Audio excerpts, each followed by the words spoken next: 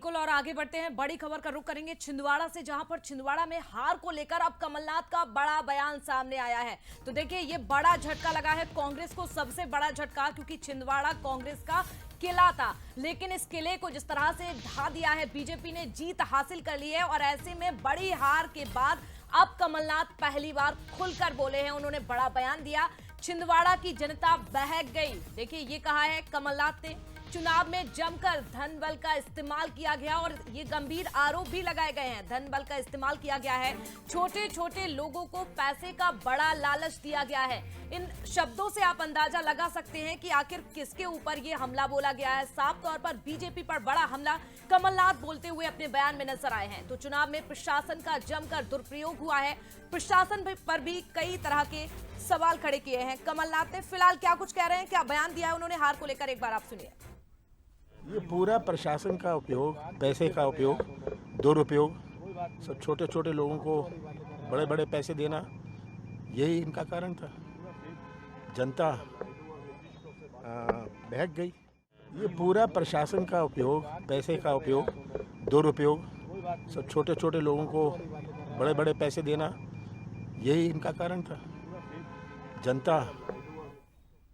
तो देखिए, यहां पर कमलनाथ ने गंभीर आरोप लगाए हैं और इसी पर चर्चा भी करते हैं। हमारे साथ योगेश यादव जुड़ रहे हैं, कांग्रेस प्रवक्ता हैं। आपका बहुत स्वागत है योगेश जी। और हमारे साथ नरेंद्र सलूजा जुड़ चुके हैं, बीजेपी प्रवक्ता है। नरेंद्र जी, आपका भी बहुत स्वागत है। और शुरुआत नरेंद्र जी आपसे ही करेंगे। देखिए, छिंदवाड़ा में आपने जीत हासिल तो कर ली है, ये बड़ा झटका कांग्रेस को लग चुका है, लेकिन अब कमलनाथ पहली बार कैमरे के सामने आकर खुलकर बोलते हुए नजर आ रहे हैं, गंभीर आरोप लगाए जा रहे हैं। धन बल का प्रयोग किया है, प्रशासन पर भी कहा है कि चुनाव में प्रशासन का जमकर दुरुपयोग हुआ है। किस तरह से देखते हैं नरेंद्र जी आप?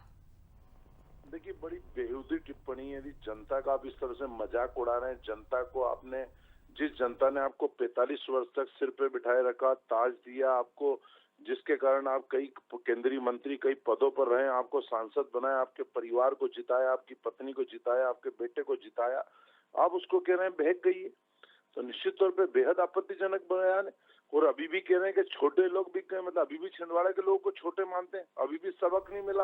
अरे, जनता को आपने पैसे और धन बल के बल पर इतने वर्षों तक झूठ बोलकर गुमराह करा, अब जनता सच्चाई समझ गई, आपको घर भेज दिया, तो आप जनता पे आरोप लगा रहे हैं। जनता बहक गई, पैसे से बिक गए, छोटे लोग बिक गए, अभी भी छिंदवाड़ा के लोगों को छोटा मान रहे हैं। बेहद आपत्तिजनक बयान है। बहक तो कमलनाथ जी का, जो इस तरह की बातें कर रहे हैं। और सबको पता कि सत्ता की मदोशी में इतने वर्षों तक कौन बहक रहा था, किसकी मदोशी जनता ने उतारी है, और आप जनता के ऊपर आरोप लगा रहे हैं, शर्म आना चाहिए। चलिए, योगेश जी हमारे साथ जुड़े हुए हैं। नरेंद्र जी, योगेश जी हमारे साथ जुड़े हुए हैं, कांग्रेस प्रवक्ता हैं, उन्हीं से जान लेते हैं। योगेश जी, देखिए, पहले जब चुनाव की तारीख नजदीक थी, रिजल्ट आने से पहले लगातार कहा जा रहा था कि हमें छिंदवाड़ा की जनता पर भरोसा है, हमारा छिंदवाड़ा जो है, छिंदवाड़ा की जनता परिवार है। लेकिन जब आप हार जाते हैं तो इस तरह से बयान देते हैं। अब जनता पर भी आप सवाल उठा रहे हैं, धन बल का प्रयोग किया गया, तो क्या जनता पर भरोसा नहीं था क्या, जब इस तरह से आप बयान दे रहे हैं?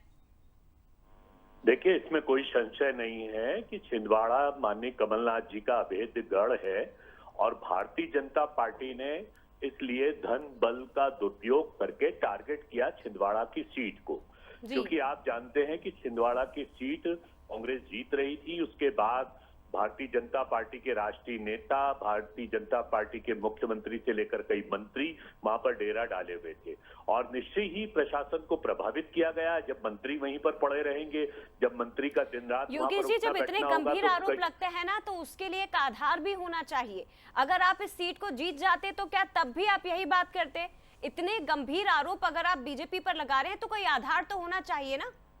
नहीं, आधार स्पष्ट है।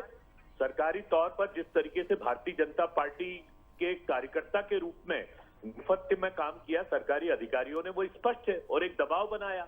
और राजनीति में दबाव बनाने की जो सचेतना, जो प्रणाली जाहिर की है भारतीय जनता पार्टी से, वो तो जग जाहिर है कि किस तरीके से ये दबाव बनाते हैं। तो फिर तो कुल मिलाकर योगेश जी ये कहना चाहिए कि पूरे मध्य प्रदेश की जनता ही बीजेपी के बहकावे में आ गई, 29 की 29 सीटें उन्हें दे दी। हालांकि जरूरी ये भी है कि आप मंथन करिए कि छिंदवाड़ा की सीट पर हार का सामना क्यों कांग्रेस को करना पड़ा, और बाकी सीटों पर भी। फिलहाल धन्यवाद आपका सर, इतना हमारे साथ जुड़ने के लिए। और नरेंद्र सलूजा जी, आपका भी बहुत शुक्रिया बंसल न्यूज से बातचीत के लिए। और आगे